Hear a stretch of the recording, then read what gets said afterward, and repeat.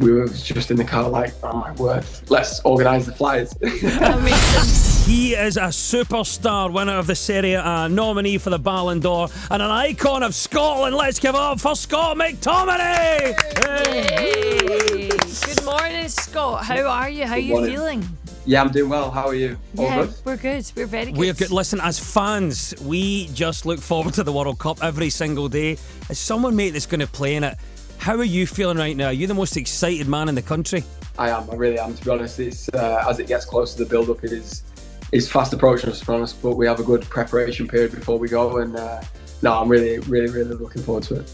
So are we. I tell you what, everything you're doing in the build-up to it's phenomenal. And here, we're chatting this morning, and I'm looking at a £20 banknote with you on it doing that overhead kick against Denmark. Mate, did you ever think you'd see the day where you're immortalised in a banknote? I didn't know, to be honest. It is a little bit surreal to me now, so no, I'm obviously extremely grateful to Bank of Scotland and the work that they're doing behind the scenes to help the homeless people, and obviously give an opportunity for an auction that's going to go towards that, which is incredible. And obviously for me, on my thin time, I really want to help as much as I can in very, very important moments like this. But yeah, as soon as this got presented to me, I was all hands on. I tell you, we're looking at it now, and as you mentioned, the proceeds from auctions and raffles around this Bank of Scotland £20 banknote is going to support Crisis Scotland. As you alluded to, they're a national charity that help people experience homelessness. How important do you think is it that we remember those at this time, and for you as a player, that you're able to give back in this way? No, absolutely. I think it's key, to be honest. The nation is really excited, and you can never forget those who are in need. And for me, after my career's done, I would love to help people across charities, across different things whenever I retire, because it's something that's close to my heart, definitely, for sure. Well, you're helping already because you've already started it, so well done. And I believe that fans can get their hands on the notes, and one way is there's a vault, isn't there? So it's the Vault Shootout. So there's going to be 2 pop-up vaults that are going to be in Glasgow and in Edinburgh, and that'll give fans the chance to crack the code, and then they can get their hands on one of these limited edition notes. It's at Glasgow Queen Street Station, isn't it, in Edinburgh, St James Quarter? Yes, yeah. Are you not going to pop out the vault? I wish I could. I mean, it's you we're wanting in the vault. I'm sure I can speak for so many. Yeah, it's going to be happening Saturday the 30th of May and Wednesday the 17th of June, all day long. Yeah, Saturday 30th of May is Glasgow Queen Street, and as you say, Edinburgh St James's Quarter on Wednesday the 17th. The vaults are there. Get that note, that'll be worth more than £20. I'll say that for you. Scott, we talk about that goal, and I'm sure you relive it in your head so many times. That must be something special, a memory that'll live with you to the day you die.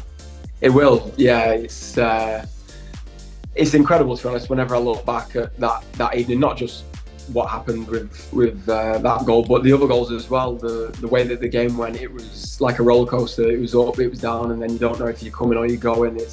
And then Kieran Tierney scores the most important goal in Scotland's history, in my opinion, is the killer blow, and Kenny McLean on top of that was the icing on the cake. So yeah, it was I still get goosebumps thinking about it now. It makes me feel, I don't know, it makes me want to play football. It's incredible what it can do, and obviously for the fans watching was so special. You're such a gentleman. That's so nice. And see after the game, was your family, were they just like, oh my goodness me, do you still talk about now to like your parents and your friends and everyone? To be honest, it was a bit of a blur, because after the game we're on the pitch and we're in the changing room taking pictures and celebrating stuff, and then straight upstairs to the family lounge with my family. So they were a bit like, oh my word, what just happened? Yeah.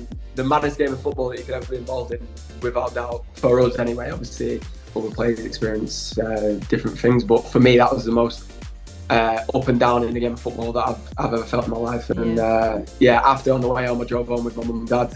I had to go back to Italy the next day, and yeah, we were just in the car like, oh my word, let's organise the flights. Amazing. It was brilliant. I mean, you're talking about that game as a fan. I know, Scott, you were in the middle of it, you could do something about it, but when you're watching, 4 goals, 17 heart attacks, what a night. It was unreal. Did you feel that energy? Did you know the level of support that you were getting from the crowd that night?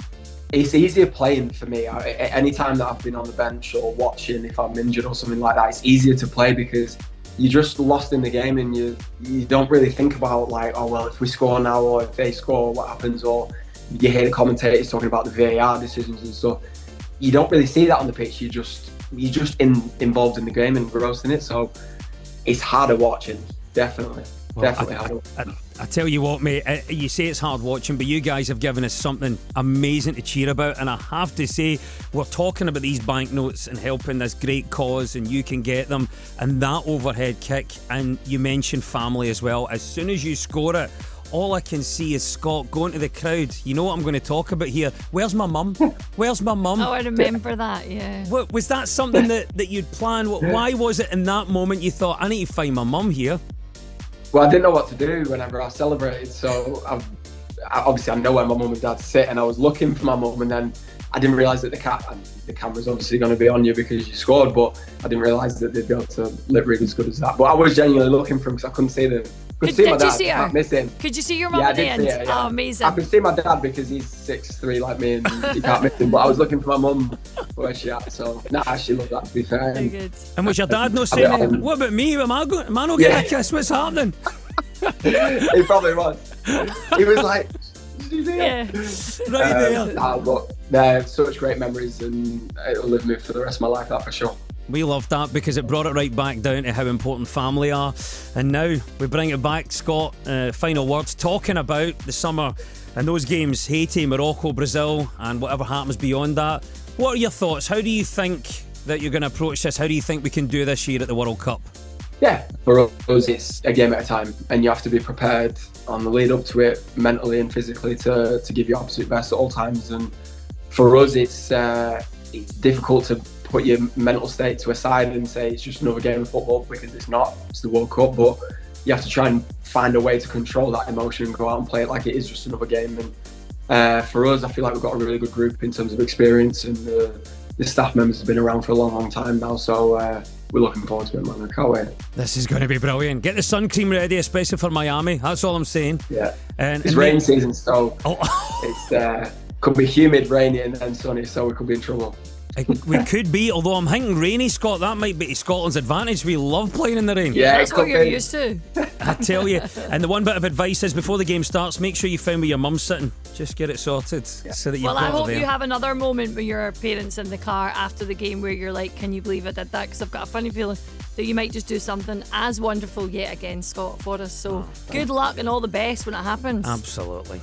Thank you so much. That. And I tell you what, Scott does something special every time he goes on the pitch for Scotland, and he's doing something special now with Bank of Scotland and Crisis Scotland. This limited edition £20 banknote with that overhead kick with that man on it as well. So make sure, if you can, get to Queen Street Station in Glasgow on the 30th of May, St James's Court in Edinburgh on the 17th of June, and look out for the auctions and online raffles as we try and raise as much as we can for Crisis Scotland, helping the homeless across the country. And we, Scott McTominay, will do everything we can here at Heart and as a nation to inspire you guys, hopefully, to victory out there in America for the World Cup this summer. Let's hear it for him on Heart Breakfast, a national hero, Scott McTominay. Hey.